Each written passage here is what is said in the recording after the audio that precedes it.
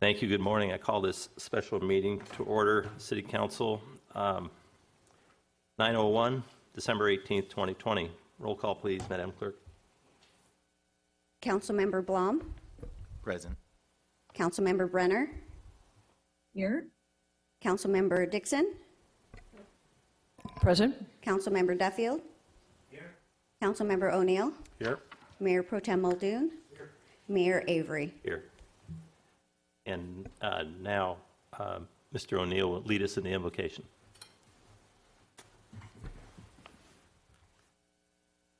Lord, we thank you for the ability to gather. We ask that you watch over us, guide us, and grant us wisdom as we make decisions going forward today. We ask that you watch over our men and women working at hospitals in particular. We ask that you watch over those people who are sick. Please get them better. We ask that you watch over those people who are healthy. Please keep them that way. We ask you watch over our, given the topic that we're going to be discussing today, we especially ask that you watch over our law enforcement personnel as they continue to face a tough year and they're going to go into another difficult year. We ask that you watch over them and guide them.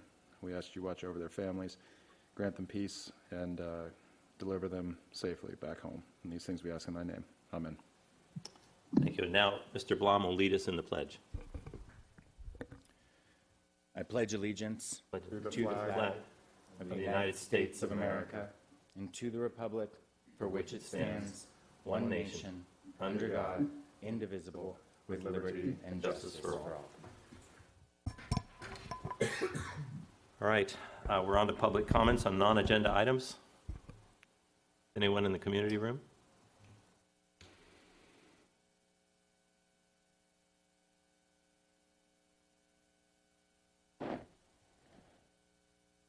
Yeah, Jack. There he is. Oh, But we don't have any audio. hold on, Mr. Mosier.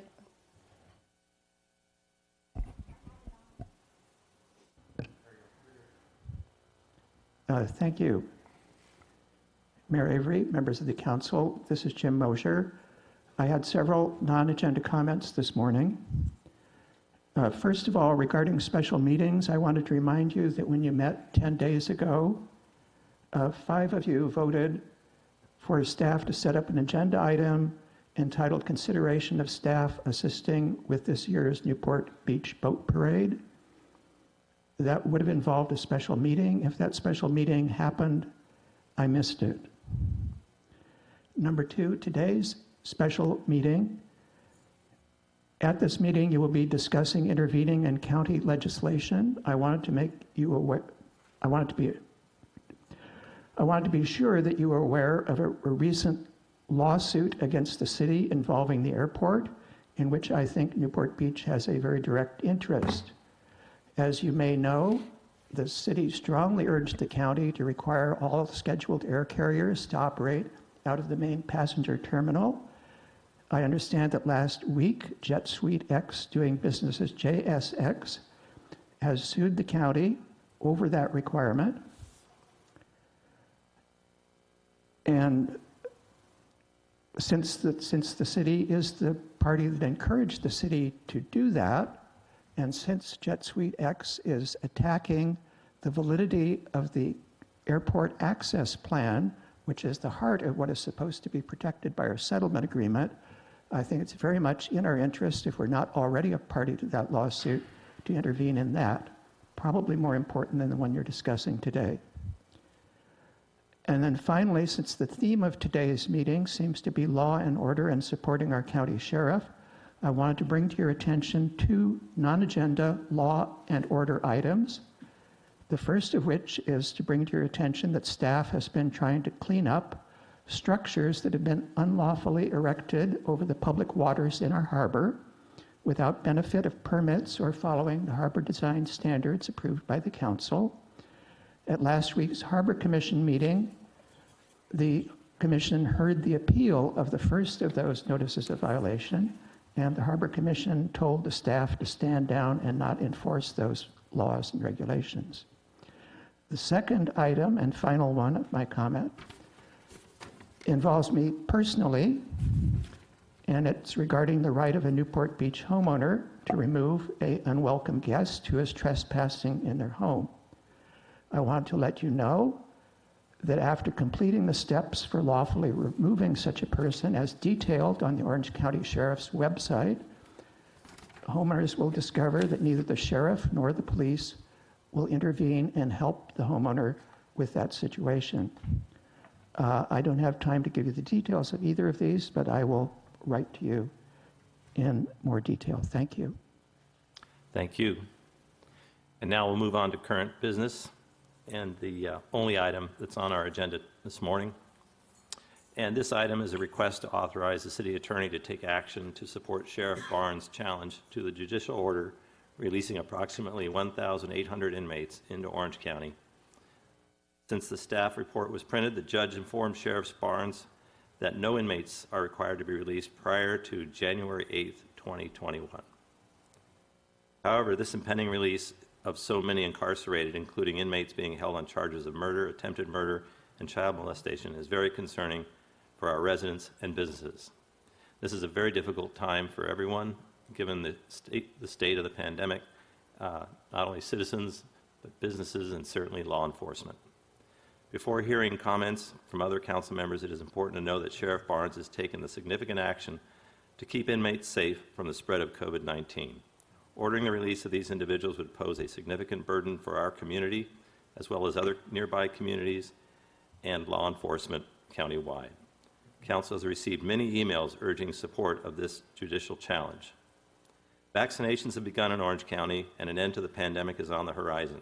I support Sheriff Barnes' effort to continue protecting our community, particularly during the peak of the COVID-19 outbreak. We will now hear comments from other council members, followed by public input. Thank you. Anyone wish to speak? Mr. O'Neill. Yeah, thank you, Mayor, for calling this special meeting. The request is fortunately fairly straightforward. The issue underlying the request is unfortunately not.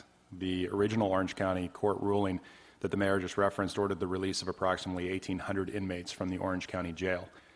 It appears that the judge has modified the order to contemplate the release of approximately 1,000 inmates, which many of our residents would agree is 1,000 too many.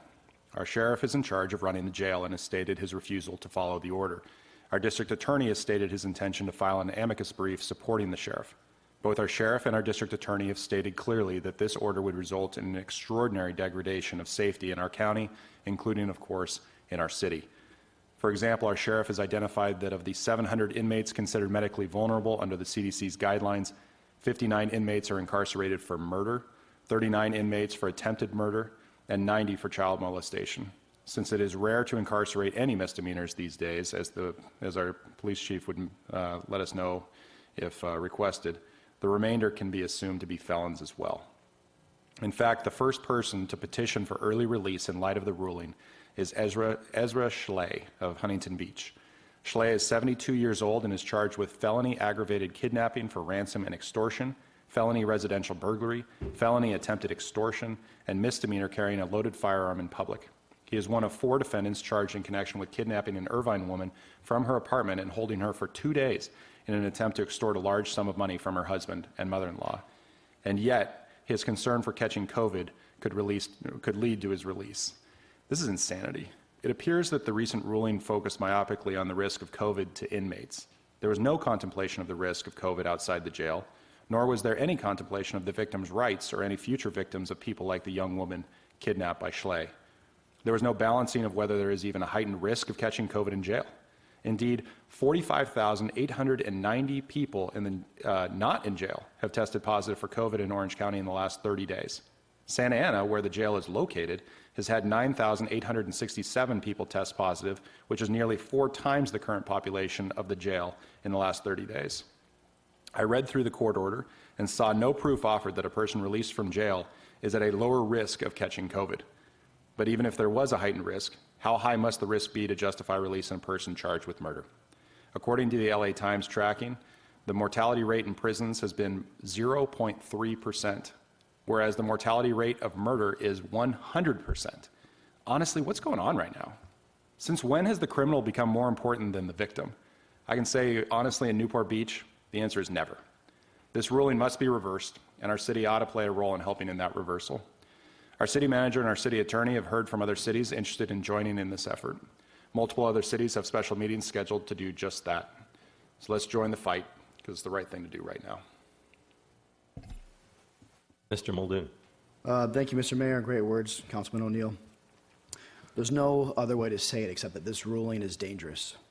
It is dangerous to the health and safety of the individuals in Orange County, and it sets a dangerous precedent. Many are telling us that we're not allowed to use outdoor dining. We should stay home in some areas of the state, not even going outside.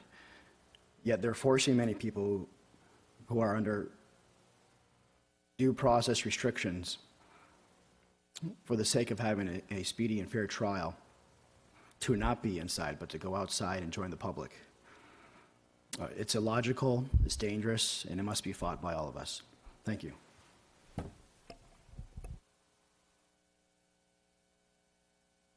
Ms. Brenner. Good morning, everyone.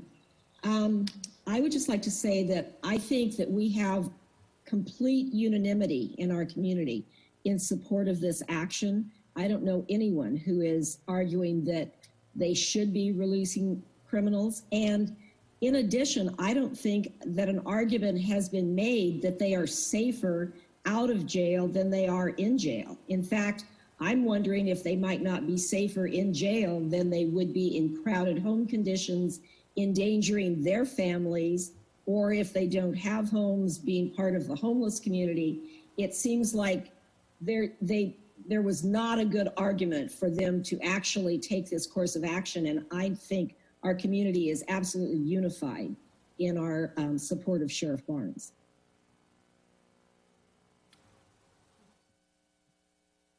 Dixon. It appears not only is the community aligned, but other cities are aligned and want to protect the safety of our residents in our communities. This is the beginning of many kinds of actions that are happening across our state where the people who are incarcerated, the criminals, are looked upon as the victims. When we have communities of crime victims that we want ourselves, that we want to keep our communities safe. So I strongly support our recommendation this morning, a motion to, have we had a motion yet? Yeah. Well, I'd be happy to make it or second that motion to support Sheriff Barnes to keep our community safe and keep these prisoners in jail where they belong until their trials have adjudicated the outcome of their crime and keep our community safe, especially during this holiday period or post-holiday. COVID, it's totally difficult for us to understand why we would be faced with this situation today when we're trying to keep everybody safe from COVID as well as from crime. Thank you very much. Do we have any further comment from council?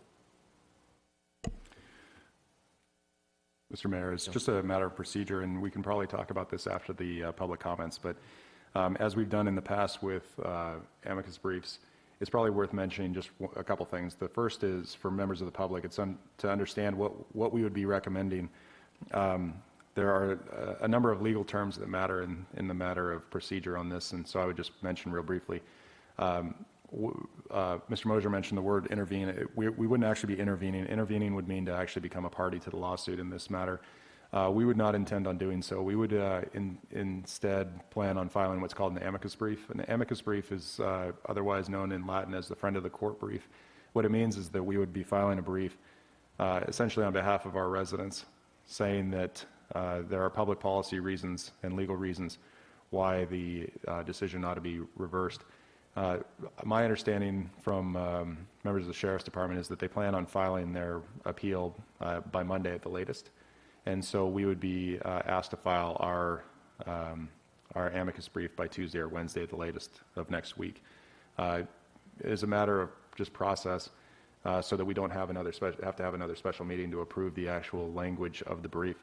I would ask that we do what we also have normally done in these situations, which is essentially appoint a small ad hoc or however we want to phrase it, to just work with our city attorney.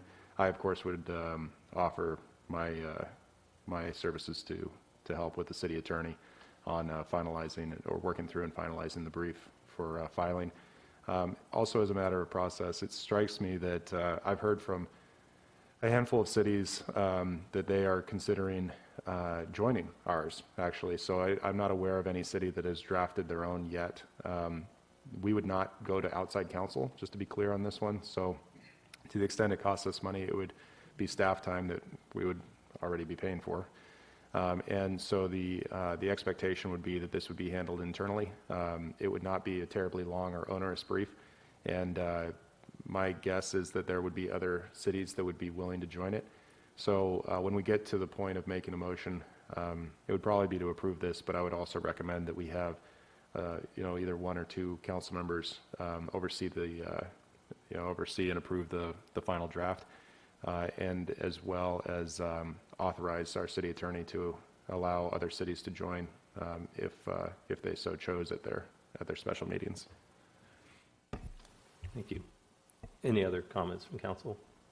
Yep. Mr. O'Neill, is that in the form of a motion, or is that just a suggestion? It's not a motion, just because I'd want to ask Aaron, our city attorney, for folks watching, if I needed to put any of that into the motion, but I wanted to at least work through the process of it. So, Okay, so it's not a motion yet. Okay. I would just like to add that this will have a direct financial impact if it were to occur on our resources, whether it's the things you can't measure, like quality of life or someone's actual life, or whether it's financial resources required from the police and support services. So at some point down the road, if this lawsuit even were to cost something above staff time, I think that we would all be agreeable that we would allocate budget funds from the budget for that purpose. It's definitely an excellent point that we have our own attorneys who are going to be doing this, and that probably is going to be done with the other cities as well. But you can let the sheriff know, Mr. Harp, that we have other financial resources available. Thank you. Okay, any other comments from council? Seeing none, we'll go back out for public comment.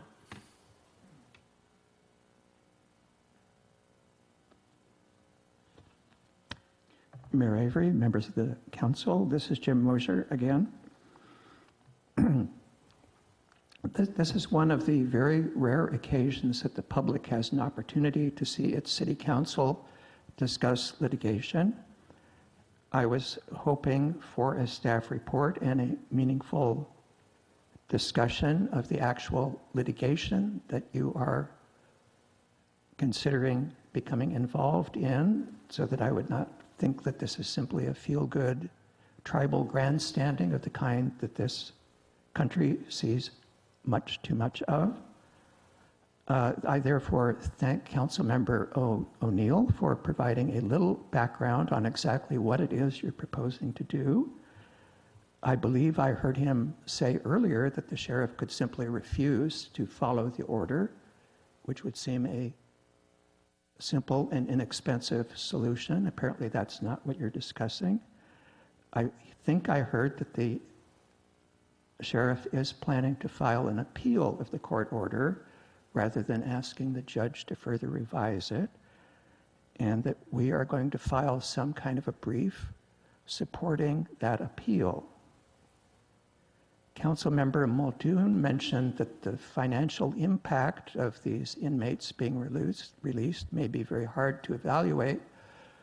I do think the public should know how much city resources the council is committing to this effort.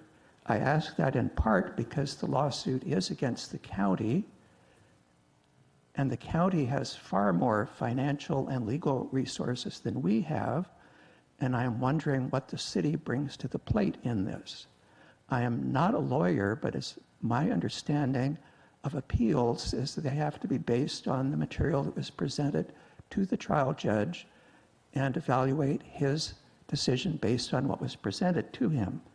Like Councilmember O'Neill, I read the order. It explained in detail the judge's reasoning, part of which was that the Sheriff Barnes, unfortunately, seems to have completely failed in the trial court to respond to the allegations or to even raise the issue of whether the impact of releasing the inmates should be weighed, the impact on the health of the inmates should be weighed against the public impact of releasing them. So I am wondering if there's even an opportunity to raise that question that has so much public support in the appeal of the matter if it was not raised at the trial court.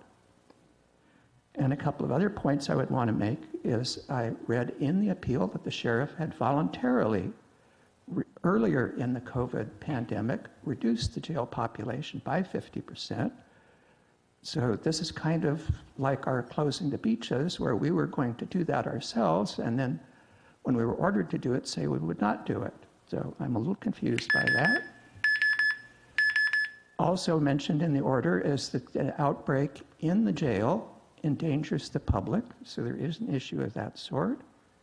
And finally, I would like to point out that I don't believe everybody in the jail is actually convicted of a crime. Thank you. Thank you. Do we have any other public comment? Thank you, Mr. O'Neill.